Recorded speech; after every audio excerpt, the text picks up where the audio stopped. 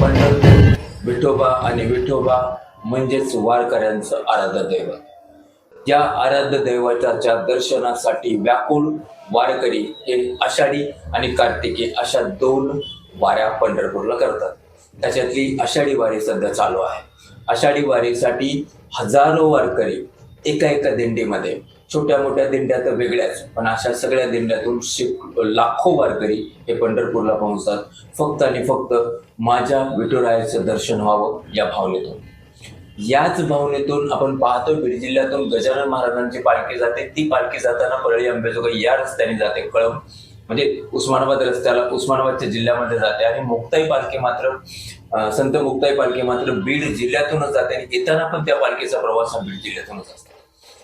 काल आम्ही पालखी म्हणजे पेंडगावहून निघाल्यानंतर आम्ही त्या पालखीला कव्हर केलं होतं आणि त्या पालखीचं आज बीडमध्ये उत्स्फूर्त स्वागत करण्यात आलं. विशेष म्हणजे हे स्वागत ढोल ताशाच्या पथकाने केलं जातं.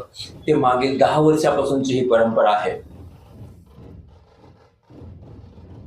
आणि जिजाऊ धर्मयोद्धा ढोल ताशा पथक हे बीड शहरात आदिशक्ती मुक्ताई पंढरपूरकडे जात असताना बीड शहरात आगमन झाल्यानंतर या पालखी सोहळ्याचे स्वागत करण्यासाठी सज्ज असते.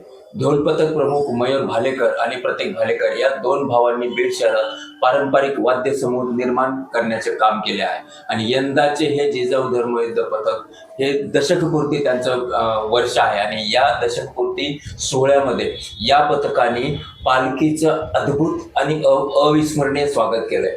ढोल आणि ताशाचा गजर आणि त्याच्याच बरोबर टाळ मृदंगाचा गजर हे मात्र बीड शहरवाशांना आज एकदम सुख देऊन गेलेली गोष्ट. फक्त कौतुक करावं लागेल या पथकाचं. जे पथक एवढ्या मेहनतीने, एवढ्या आनंदाने, एवढ्या उत्साहाने आपण पाहिलं असेल, आपण पाहतोय व्हिडिओजमध्ये. या पथकामध्ये महिला सहभागी आहेत, या पथकामध्ये पुरुष सहभागी आहेत आणि त्यांचा तो ठेका आहे, तो ठेका मात्र काळजाला सुख आणि आनंद देऊन जातो. याच्याच बरोबर आज हे पालखीचा मुक्काम बीड शहरातील अलीकडच्या शहरात आहे आणि उद्या ही पालखी बालाजी मंदिरमध्ये जाणार. या शहरामध्ये या पालखीची सगळी व्यवस्था करण्याचं काम खास करून पिंगळे गल्ली आणि काबाड गल्ली यांच्याकडे असतं. याच्यामध्ये थोडंसं बोलायचं झालं तर काबाड गल्लीला हा मान मागील शेकडो वर्षापासून आहे.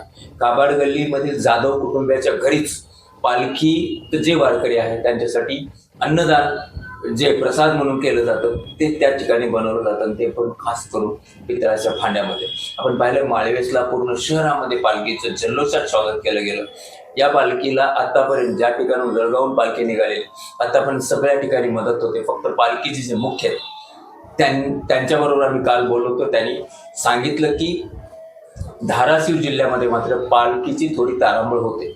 ज्यावेळेस पालखी सरमकुंडी पुढे निघते भूमकडं, त्या ठिकाणाहून एक गाव म्हणजे 20 ते 22-25 किलोमीटरचा अंतर, या अंतरामध्ये मात्र पालखीचं नियोजन प्रशासनाकडनं होत नाही. हे ऐकून थोडासा खेद होतोय. धाराशिव जिल्ह्याचे जिल्हाधिकारी असो, धाराशिव जिल्ह्याचे पालकमंत्री असो, खासदार ओमराजे असो, या सगळ्यांनी या गोष्टीकडे लक्ष देणं जरुरी आहे.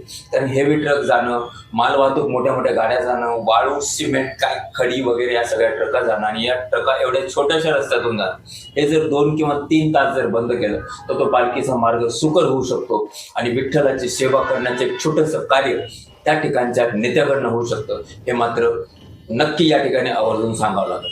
पालखी उद्या बालाजी मंदिरात आहे. आपण त्या ठिकाणचं पण कव्हरेज नक्कीच आमच्या व्ह्यूअर्ससाठी घेऊन येऊ.